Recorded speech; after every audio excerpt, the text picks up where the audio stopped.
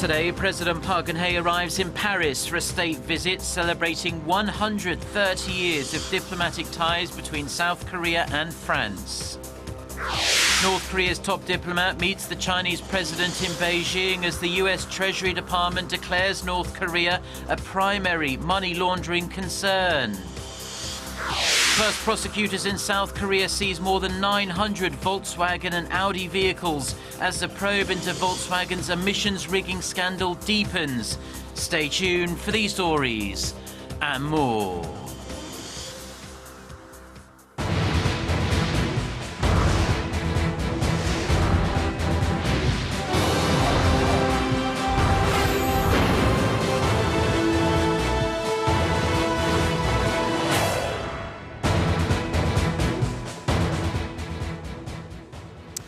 Hello to our viewers around the world. It's 6 a.m. on Thursday, June 2nd here in Seoul. Thank you for joining us. I'm Mark Broom. Our top story this morning, President Park Geun-hye is in France for a state visit celebrating 130 years of diplomatic relations between Seoul and Paris. From culture and business to seeking joint growth engines for the future, our Song Ju-son has a preview of the president's trip. Saturday marks the 130th anniversary of diplomatic ties between Seoul and Paris, and President Park's state visit to France was made possible by an invitation from her French counterpart, François Hollande. Through summit talks Friday, the two leaders will adopt a joint communiqué aimed at strengthening their comprehensive partnership in the 21st century. Seoul sees that there's still room for growth and expanding trade volume and investment with the sixth largest economy in the world and third biggest in Europe. To realize the potential, the two sides will seek to diversify trade items and bolster investment, while seeking to foster new industries and the creative economy. Deepening cooperation on the international stage from climate change to nuclear threats is another agenda. In addition to discussing ways to jointly create future growth engines, our two countries will reinforce cooperation on the North Korean nuclear issue, including the implementation of the latest UN Security Council resolution on Pyongyang. President Park will also be granted a Doctor of Science degree at a Paris university, acknowledging her initiatives for creative economy and cultural prosperity.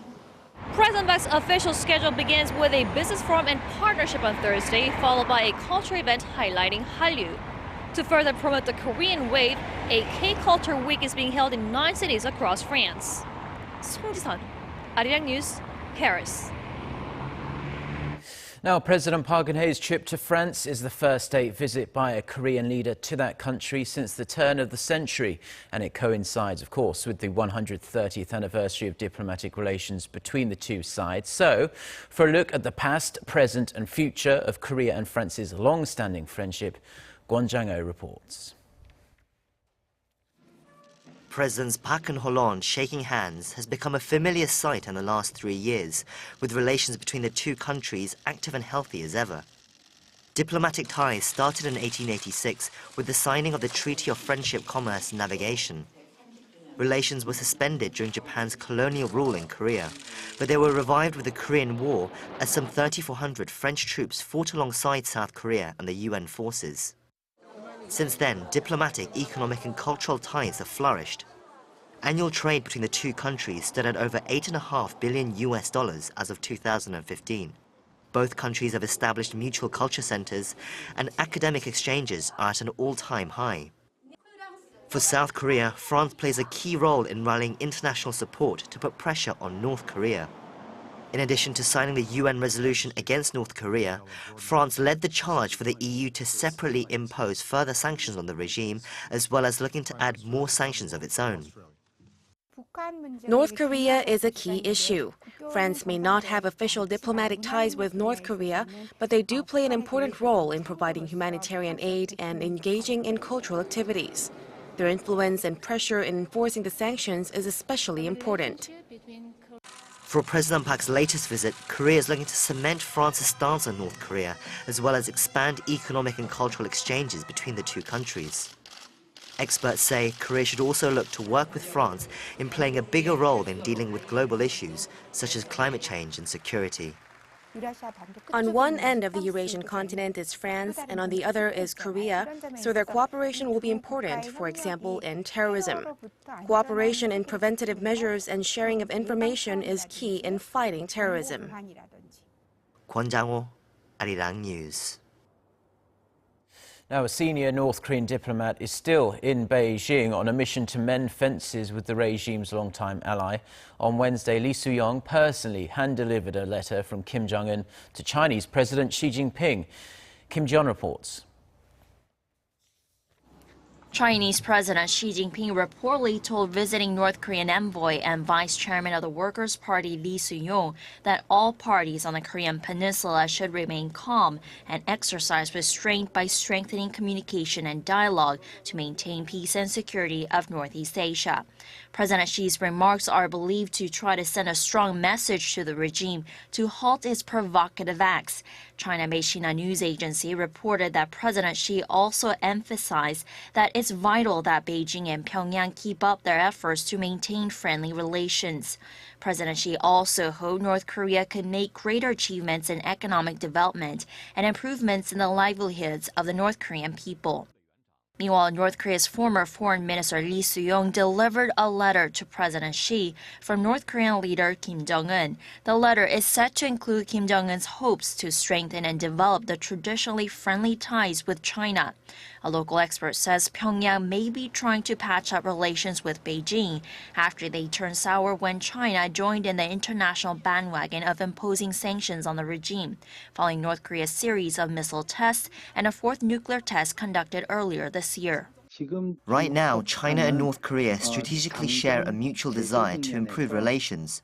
North Korea wants to escape from the economic sanctions imposed by the international community, while China wants to gain the upper hand in the US-China power match in the Northeast Asian region by strengthening its influence over Pyongyang.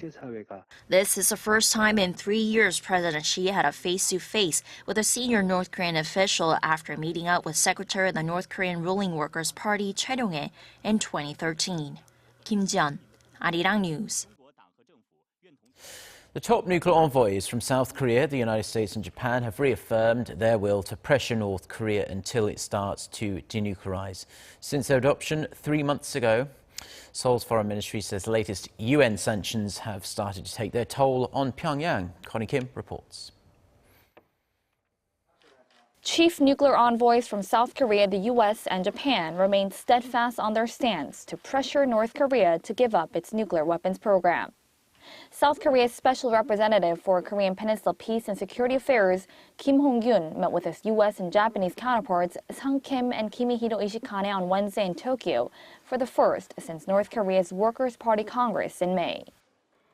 The allies have reaffirmed that denuclearization must come first ahead of any dialogue with the regime.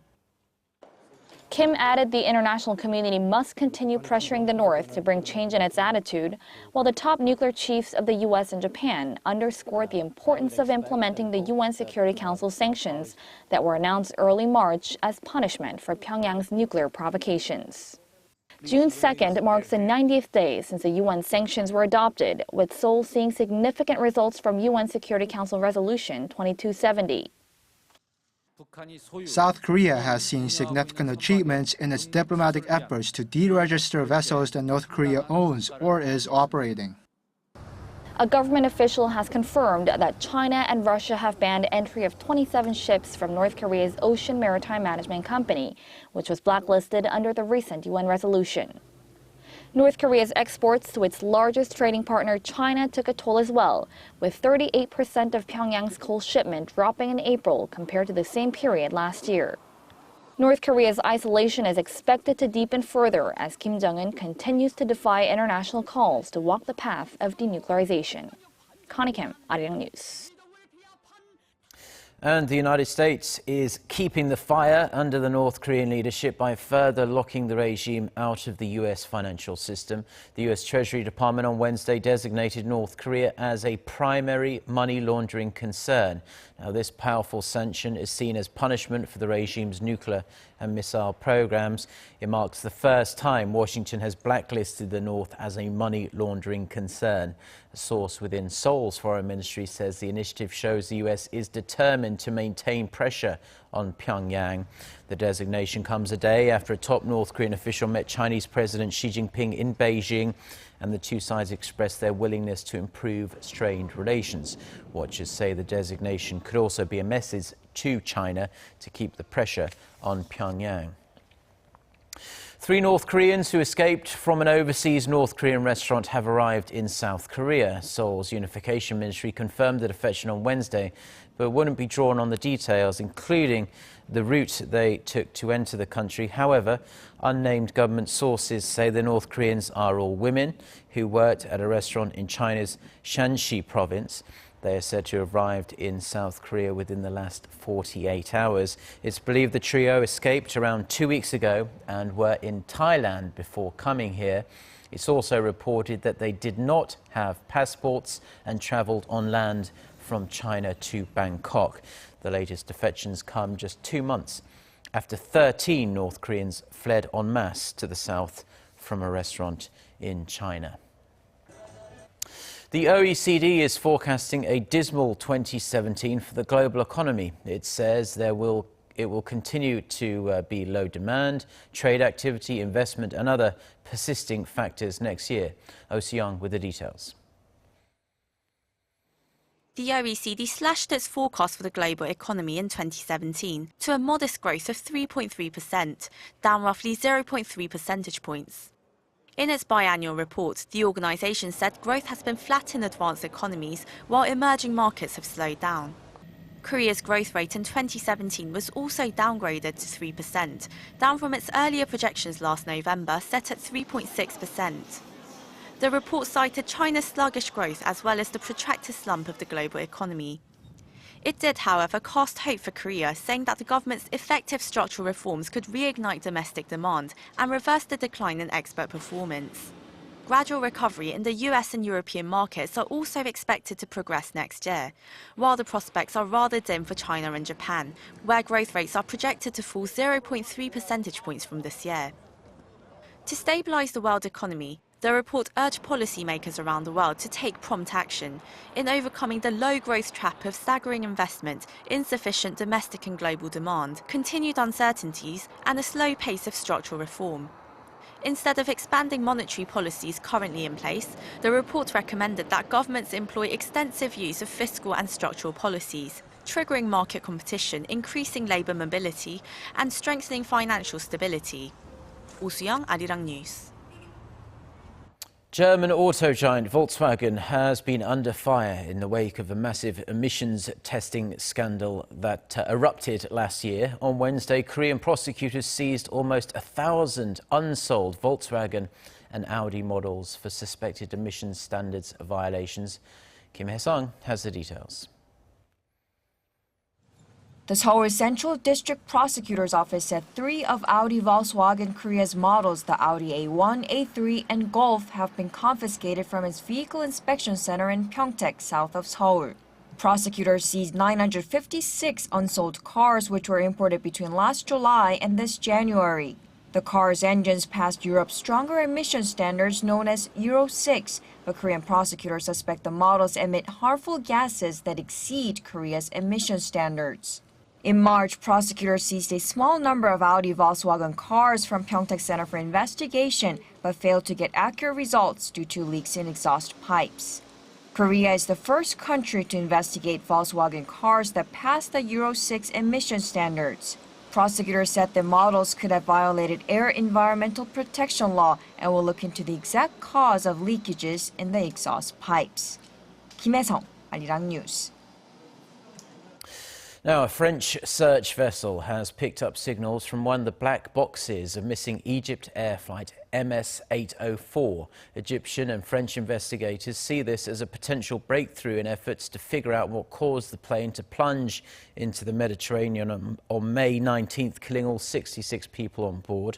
France's Aviation Accident Bureau has confirmed that the signal came from one of those recorders. Search teams are in a race against time to recover the 2 black boxes on board the doomed flight. The recorders are designed to send out signals for 30 days after a crash. What caused the plane to fall out of the sky remains a mystery. Officials say it could have been a terrorist attack or a human or technical error.